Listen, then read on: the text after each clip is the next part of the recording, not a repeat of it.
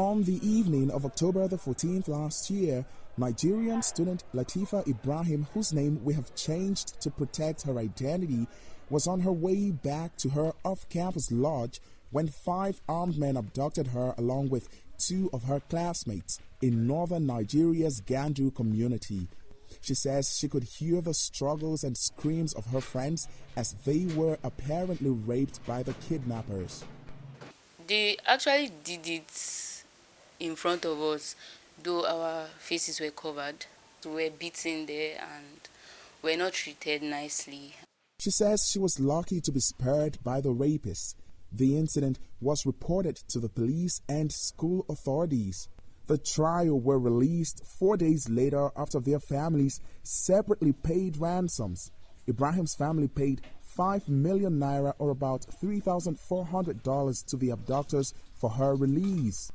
My families were stressed and worried, like it wasn't easy, especially my mom. She was so stressed.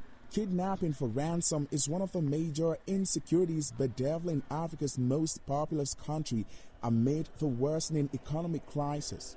Nigeria's inflation in February surpassed 31%, its highest level in 3 decades.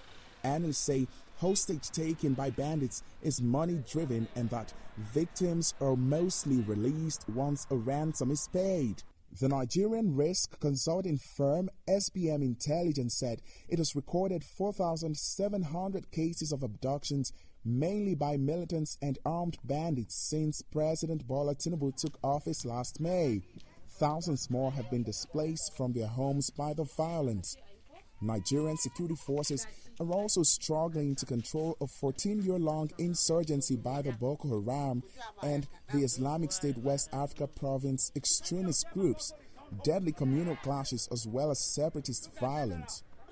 To address the problem, Nigerian authorities agreed in February to set up state police units to bolster the national police force. Each Nigerian state would be empowered by law to coordinate and manage the force if the law is passed. The new legislation has yet to be approved by the Senate. Ordinary Nigerians say it is a good decision if properly managed.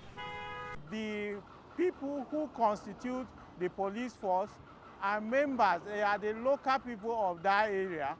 They understand the nook and crannies of these places, and they will be able to tackle insecurity issues better than foreigners, strangers who are posted to the state as policemen.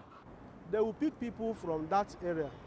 Anything that comes around that place, we know ourselves, it will reduce a lot of things.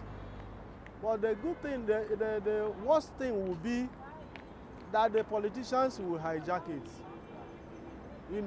for intimidation. The Nigerian police force has the worst rating among 11 public institutions surveyed last year by the Afrobarometer, a pan-African research network. Allegations of brutality, extortion, and torture are frequently leveled against officers, a charge often contested by the police. However, police authorities often promise to investigate allegations and hold errant officers accountable. Security analyst Kabiru Adamu says the focus should be on accountability. What we need more than anything is accountability. If we don't have accountability in governance, then we can't even go ahead to start creating policing. Police in Nigeria are under scrutiny in light of the October 2020 nationwide protests against police brutality and calls for reforms. Analysts also say funding might be another challenge facing efforts to establish state police.